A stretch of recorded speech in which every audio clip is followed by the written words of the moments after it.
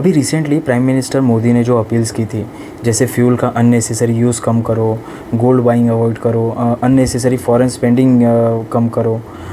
उसके बाद अभी रिसेंटली इंडिया के फेमस बैंकर उदय कोटक ने भी यही वार्निंग दी है कि बिग शॉक इज़ कमिंग। उसके बाद सोशल मीडिया पे डिबेट शुरू हो गई है। कुछ लोग बोल रहे हैं कि ये गवर्नमेंट फेलियर है, गवर्नमेंट डर फैला रही है, इकोनॉमी डेंजर में है, जबकि कुछ लोग इसे नॉर्मल एडवाइजरी मान रहे हैं और जियोपॉलिटिकल रीजंस मान रहे हैं। लेकिन शायद रियलिटी दोनों के बीच में है। हर वार्निंग का मतलब पैनिक क्रिएट करना नहीं होता। कभी कभी वार्निंग का मतलब अवेयरनेस और प्रिपरेशन भी होता है। और ऑनेस्टली से देखा जाए तो अभी जो ग्लोबल सिचुएशन चल रहा है उसमें कंसर्न होना भी लॉजिकल है। Middle East tension, specially Iran region के अराउंड जो इंस्टेबिलिटी बनी हुई है, उसका direct impact global oil supply पर पड़ता है, क्योंकि दुनिया का बहुत बड़ा क्रूड ऑयल ट्रेड उसी एरिया से कनेक्टेड होता है। और जब ऑयल प्राइस ऊपर जाते हैं तो इफ़ेक्ट सिर्फ पेट्रोल पंप तक लिमिटेड नहीं रहता। पेट्रोल महंगा मतलब ट्रांसपोर्ट महंगा, ट्रांसपोर्ट महंगा मतलब फूड डिलीवरी से लेके वेजिटेबल तक सबका कॉस्ट इंक्रीज़ हो जाता है।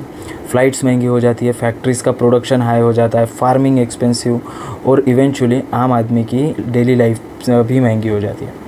और इसीलिए इकोनॉमिस्ट, गवर्नमेंट्स अभी ग्लोबल इन्फ्लेशन को कंट्रोल करने की कोशिश कर रहे हैं। कई कंट्रीज़ अपना रिजर्व्स यूज़ कर रहे हैं, ऑयल कंपनीज़ को सब्सिडीज़ दे रही है ताकि पब्लिक को डायरेक्ट शॉक इंस्टेंटली फील ना हो। मतलब प्रेशर अंदर ही अंदर बिल्ड तो हो रहा है, बस उसका पूरा इफ़ेक्ट अभी हर कॉमन पर्सन को क्लियरली फील नहीं हुआ। इंडिया में भी सिचुएशन एग्जैक्टली ऐसी है। देखो, इंडिया एक ऑयल इंपोर्टिंग कंट्री है। हम अपना बहुत बड़ा क्रूड ऑयल बाहर से डॉलर्स में बाय करते हैं। ऊपर से इंडिया गोल्ड भी ह्यूज क्वांटिटी में इंपोर्ट करता है। तो अगर ऑयल महंगा होता है और रुपया वीक होता है तो फॉरेन एक्सचेंज रिजर्व पर प्रेशर आता है। शायद इसी वजह से पीएम मोदी ने लोगों को फाइनेंशियली डिसिप्लिन रहने की बात बोली है। और अभी रिसेंटली गवर्नमेंट ने गोल्ड और सिल्वर की इंपोर्ट ड्यूटी भी इंक्रीज़ की है ताकि अननेसेसरी इंपोर्ट्स कम हो, रुपये और फॉरेक्स रिजर्व पर प्रेशर कंट्रोल हो और करंट अकाउंट डेफिसिट मैनेज किया जा सके। और ऑनेस्टली अगर प्रैक्टिकल सोचो तो ये बिल्कुल वैसा ही है जैसे हमारे पेरेंट्स बोलते हैं कि बेटा पैसे बचा के रखो, फालतू पैसे खर्चा मत करो, फ्यूचर के लिए पैसे बचा के रखो। पर इसका मतलब ये तो नहीं कि पूरा घर बैंकरप्ट हो गया है। मतलब सिर्फ इतना ही होता है कि अनसर्टेनिटी टाइम में केयरफुल रहना बेटर होता है। अब बहुत लोग एक पॉइंट और बोल रहे हैं कि गवर्नमेंट तो फॉरेन ट्रिप्स अवॉइड करने बोल रही है, पर पीएम खुद यूरोप के ट्रिप पे जा रहे हैं अभी। लेकिन यहाँ एक डिफरेंस समझना इंपॉर्टेंट है। जो पब्लिक को एडवाइजरी दी जाती है वो मोस्टली अननेसेसरी स्पेंडिंग और डॉलर का आउटफ्लो रिड्यूस करने के कंटेक्स्ट में होती है, जैसे लग्जरी ट्रैवल या लग्जरी वेडिंग्स जो फॉरेन में करते हैं, या अवॉइडेबल एक्सपेंसेस। जबकि प्राइम मिनिस्टर या कोई भी मिनिस्टर की फॉरेन विजिट टूरिज़्म के लिए नहीं होती, वो trade deals, investment meeting, diplomatic relation, energy agreement और जियोपॉलिटिकल डिस्कशन के लिए होती है। मतलब उन विजिट का पर्पस लॉन्ग टर्म में कंट्री को इकोनॉमिक या स्ट्रैटेजिक बेनिफिट देना ही होता है। अगर किसी फॉरेन ट्रिप से इन्वेस्टमेंट आते हैं, ऑयल सप्लाई चेन सिक्योर होती है, एक्सपोर्ट बढ़ते हैं या ग्लोबल पार्टनरशिप स्ट्रांग होती है, तो थ्योरेटिकली उसका फ़ायदा इंडिया को ही मिलता है। इसीलिए गवर्नमेंट के हिसाब से प्रोडक्टिव स्पेंडिंग और अननेसेसरी स्पेंडिंग में डिफरेंस है। और ऑनेस्टली घर में भी ऐसा ही होता है। पेरेंट्स बोलते कि फालतू खर्चा मत करो, लेकिन अगर इम्पोर्टेंट काम के लिए या कोई बिज़नेस में अगर पैसे लगाना पड़े तो वो एक अलग बात होती है। और इसी सीरियसनेस को दिखाने के लिए कई मिनिस्टर्स और डिपार्टमेंट्स ने भी फ्यूल सेविंग मेजर स्टार्ट किए हैं, जिसमें कुछ जगह कॉन्वॉय रिड्यूस करना हो, अननेसेसरी व्हीकल मूवमेंट अवॉइड करना हो और ऑपरेशनल एक्सपेंसेस कंट्रोल करने जैसे स्टेप्स भी इंक्लूड हैं।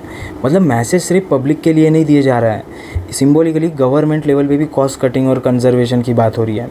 और उदय कोटक जैसे लोग नॉर्मली रैंडम पैनिक स्टेटमेंट नहीं देते। वो इंडिया के बिगेस्ट बैंकर्स में से एक है, $multi-billion वेल्थ रखते हैं, और इकोनॉमिक मैटर में गवर्नमेंट भी उनकी ओपिनियंस को इम्पोर्टेंस देती है। तो ऑब्वियसली जब वो वार्निंग देते हैं तो उसका मतलब होता है कि बैकग्राउंड में कुछ serious economic pressure definitely exist करता है। और अभी recently Indian oil marketing companies भी डेली 1000 करोड़ का लॉस प्रेशर एब्जॉर्ब कर रही है, ताकि petrol price suddenly aggressively increase ना हो और आम पब्लिक को इंस्टेंट इन्फ्लेशन शॉक फील ना हो। क्योंकि रियलिटी ये है कि जब पेट्रोल महंगा होता है तब इवेंचुअली ऑलमोस्ट हर चीज़ महंगी हो जाती है। लेकिन इम्पोर्टेंट बात ये भी है कि ये भी सिचुएशन में इंडिया सिर्फ की हालत ख़राब नहीं है। अगर कंपेयर करें यूरोप, अमेरिका, चाइना और कई एशियन कंट्रीज़ से, तो इंडिया अभी भी रिलेटिवली बेटर पोजीशन में है। Europe already energy crisis face कर रहा है, अमेरिका इन्फ्लेशन और डेट प्रेशर में स्ट्रगल कर रहा है, चाइना स्लो डाउन और प्रॉपर्टी क्राइसिस झेल रहा है, जबकि इंडिया अभी भी दुनिया की फास्टेस्ट ग्रोइंग मेजर इकोनॉमीज़ में काउंट होता है। मोस्ट प्रोबेबली फ्यूचर में इंडिया जीडीपी रैंकिंग में भी ऊपर जाएगा। बस एक मेजर कंसर्न है, वो है रुपीज़ का। अगर रुपी कंटिन्यूसली ऐसा ही वीक होता रहा और ऑयल प्राइस ऐसे ही हाई होते रहे तो इंपोर्ट्स और एक्सपेंसिव होंगे और इन्फ्लेशन का प्रेशर और बढ़ सकता है। इसीलिए एक जो एक्सपर्ट्स है वो बोल रहे हैं कि ग्लोबल टेंशन्स और वॉर और प्रोलॉन्ग हुआ तो आने वाले मंथ्स ये दुनिया को और इकोनॉमिक प्रॉब्लम फेस करनी पड़ सकती है। और ऑनेस्टली अवेयरनेस और फियर में डिफरेंस होता है। अगर किसी को दिख रहा है कि भाई नदी में फ्लड आने वाला है और वो बोल रहा है कि भाई प्रिपेयर रहो, तो इसका मतलब ये नहीं होता कि वो डर फैला रहा है। वो सिर्फ मतलब वार्न कर रहा है कि जितने जल्दी प्रिपेयर रहेंगे, जितने जल्दी शिफ्ट होंगे, उतना डैमेज कम होगा। शायद अभी गवर्नमेंट्स, इकोनॉमिस्ट और जो ये बैंकर्स हैं वो भी यही बोल रहे हैं कि देखो पैनिक मत करो, लेकिन केयरलेस भी मत रहो। अननेसेसरी एक्सपेंस कंट्रोल करो, इमरजेंसी सेविंग स्ट्रॉन्ग रखो, पैनिक बाइंग मत करो और दुनिया में क्या चल रहा है उसे लाइटली मत लो, क्योंकि आज की दुनिया बहुत ज़्यादा कनेक्टेड है। वॉर कहीं भी हो, इम्पैक्ट इवेंचुअली ऑलमोस्ट हर कंट्री और हर कॉमन मैन तक पहुंचता है। Thank you so much.